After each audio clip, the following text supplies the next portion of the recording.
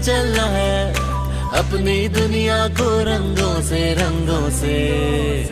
भरना है। I love the educators. I love the educators. I love the educators. I love the educators. इल्म की राह पर हमको यूं चलना है, मैं पढ़ूंगा, मुझे पढ़ना लिखना है। मैं पढ़ूंगा, मुझे आगे बढ़ना है। I love the educators. I love the educators. I love the educators. I love the educators. The educator school class کے کیمپس داخلہ جاری ہے۔ پلے گروپ تا نرسری کے لیے air conditioner class rooms, boys and girls علیحدہ classes, خوبصورت building, boys and girls علیحدہ کیمپس، برلب راجپا، قاضی کوٹ، مین علی پور چٹھا روڈ، کلاس کے 031281298683 0300020663۔ The Punjab College of Sciences for Women, Khiali Campus and Gajjar Campus, Gujranwala. Enroll yourself now for free pre-first year online classes commencing from 20th of April 2020. So what are you waiting for? Grab this opportunity by visiting our website www.tpgsc.edu.pk. For Khiali Campus, please contact 0321429544, 033165626662. For Gajjar Campus, please contact 0307141752.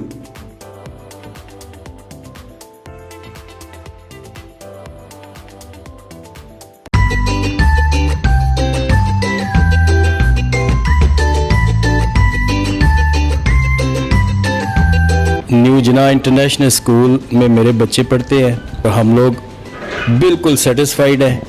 اس میں دو چیزیں ہیں، ایک تو سر خود پڑھے لکھے ہیں اور ٹیچر ہیں، اور ان کی ذاتی دلچسپی سے یہ اسکول جو ہے وہ آج کامیاب ہے، اور ان کی کامیابی کو دیکھ کے ہم لوگوں نے یہاں پہ بچے داخل کروائے ہیں، اور 1 سال ہو گیا بچوں کو، لیکن ہم لوگ مکمل طور پہ سیٹسفائیڈ ہیں۔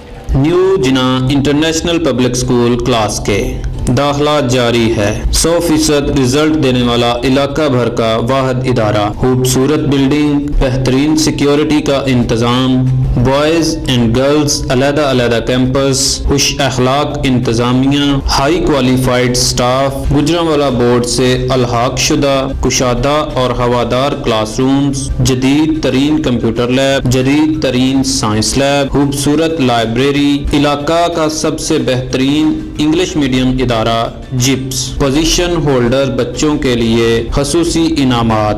نیو جناح انٹرنیشنل پبلک اسکول گربی منڈی کلاس کے 037462462462 05567052216۔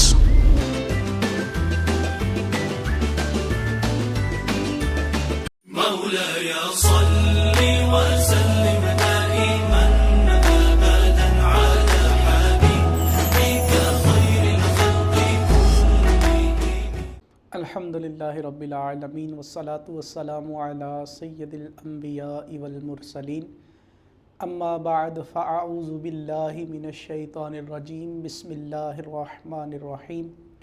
قال اللہ تبارک و تعالی فی القرآن المجید والفرقان الحمید، ایام معدودات فمن کان منکم مریضا او علی سفر فعدۃ من ایام آخر، صدق اللہ مولانا العظیم وبلغنا رسولہ النبی الکریم الامین، ونحن علی ذلک لمن الشاہدین والشاکرین والحمد للہ رب العالمین۔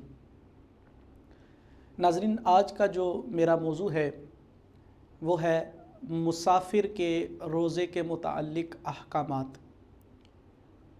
اللہ رب العالمین نے قرآن مجید برہان رشید کے اندر ارشاد فرمایا، ایام معدودات، گنتی کے چند دن۔ پھر فرمایا کہ فمن کان منکم مریضا، جو تم میں سے مریض ہے، او علی سفر، یا سفر پر نکلا ہے، فعدۃ من ایام آخر، تو وہ دوسرے ایام کے اندر رمضان کے روزے رکھے۔ اب یہاں سب سے پہلے تو میں یہ بات کروں گا کہ سفر کا لفظ استعمال ہوا ہے اور بات بھی مسافر کے روزے کے متعلق چل رہی ہے، تو سب سے پہلے تو مسافر کی تعریف جاننی چاہیے کہ مسافر شرعی طور پر ہوتا کون ہے۔ آج کل لوگوں کے اندر یہ بات مشہور ہے کہ یہاں سے لاہور جائیں تو ہم مسافر ہیں، یہاں سے اسلام آباد جائیں تو ہم مسافر ہیں، یہاں سے پنڈی جائیں تو ہم مسافر ہیں۔ شریعت ہمیں کہاں تک جانے کے بعد مسافر کہتی ہے، آئیے سنتے ہیں۔ مرات المناجی کے اندر مسافر کی جو تعریف کی گئی ہے، مفتی احمد یار خان نعیمی رحمۃ اللہ تعالیٰ علیہ نے فرماتے ہیں کہ شریعت میں مسافر وہ شخص ہے جو اپنے شہر سے 57 میل یعنی 92 کلومیٹر سفر کرے اور 15 دن سے کم ٹھہرنے کی نیت ہو یا 15 دن ٹھہرنے کی نیت ہو تو وہ مسافر ہوتا ہے۔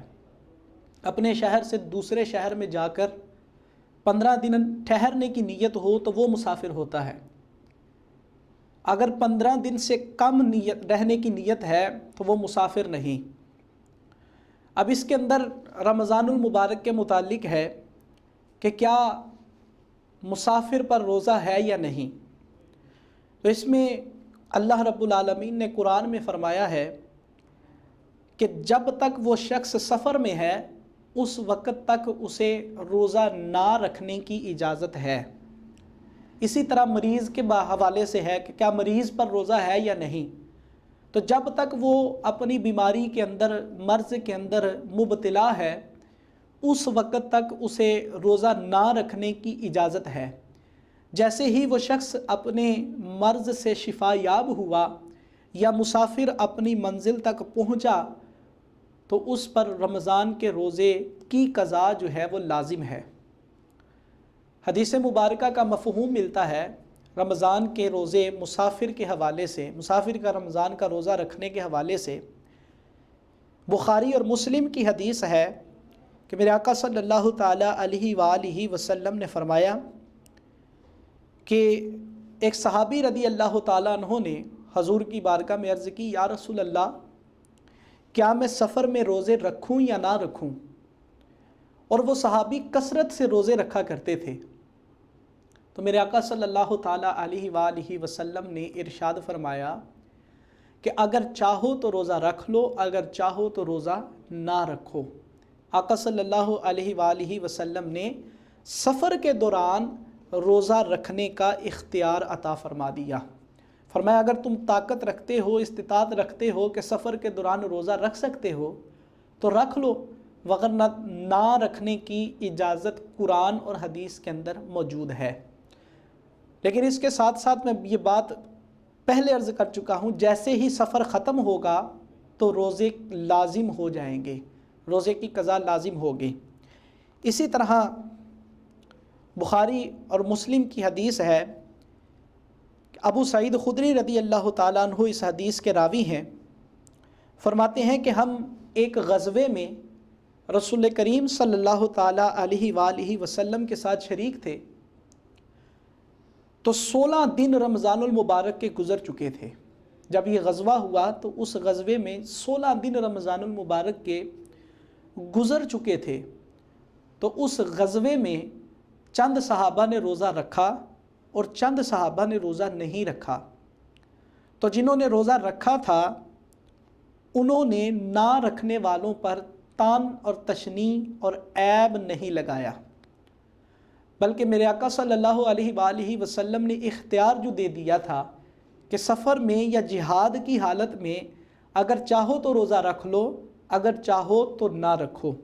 تو جن صحابہ کے پاس طاقت تھی، استطاعت تھی، جو قوت مند صحابہ تھے، صحت مند صحابہ تھے، انہوں نے روزہ رکھ لیا، اور جو کچھ ضعیف تھے یا بوڑھے صحابہ تھے انہوں نے روزہ نہیں رکھا۔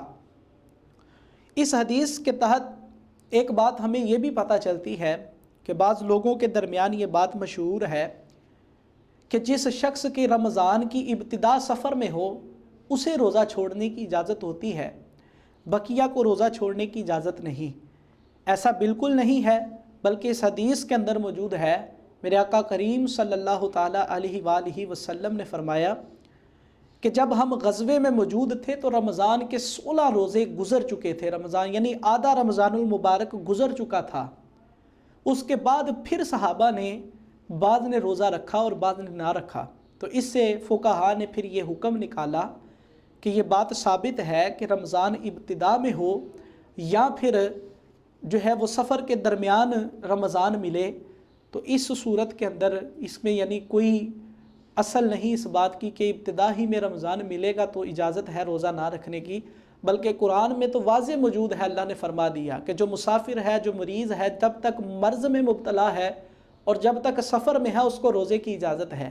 اور پچھلی حدیث میں بھی میں بیان کر چکا ہوں کہ میرے آقا کریم صلی اللہ علیہ وآلہ وسلم نے ارشاد فرمایا ہے کہ چاہو تو روزہ رکھ لو، چاہو تو روزہ نہ رکھو۔ اور دوسری جو بات اس حدیث سے ہمیں معلوم ہوتی ہے وہ یہ ہے کہ ہمیں ہر دوسرے شخص پر کہ جس نے روزہ نہیں رکھا عیب اور طعن و تشنیع نہیں کرنا چاہیے۔ ہو سکتا ہے کہ وہ شخص مسافر ہو سکتا ہے کہ وہ شخص بیمار ہو، بیماری کی وجہ سے روزہ نہ رکھا ہو سکتا ہے کہ وہ شخص جو ہے وہ کسی ایسی مجبوری کا شکار ہو کہ جس میں شخص انسان روزہ نہیں رکھ سکتا۔ تو دوستو، آج کا پیغام، آج کا جو میرا آپ لوگوں کے ساتھ گفتگو کرنے کا مقصد اور پیغام ہے وہ یہ ہے کہ کسی بھی وہ شخص کے جس نے روزہ نہیں رکھا اس پر طعن اور تشنیع کرنے کی اجازت نہیں، شریعت نے ہمیں اس بات کی اجازت نہیں دی۔ اور دوسری بات یہ ہے کہ اگر آپ مسافر ہیں، سفر میں ہیں، تو چاہیں تو روزہ رکھیں، چاہیں تو نہ رکھیں، شریعت نے اس کی اجازت دی ہے۔ لیکن جیسے ہی آپ اپنی بیماری سے صحت یاب ہوئے یا اپنے سفر سے واپس اپنے گھر میں پہنچے تو جو رمضان کے روزے چھوٹ گئے تھے ان کی قضا کرنا، ان کو لٹانا انسان پر، مسلمان پر، مومن پر لازم ہے۔ اللہ رب العالمین کی بارگاہ میں دعا ہے جو سنا یاد رکھ کر عمل کرنے، دوسروں تک پہنچانے کی توفیق عطا فرمائے۔ وآخر الدعوانا ان الحمدللہ رب العالمین۔ مولاي صل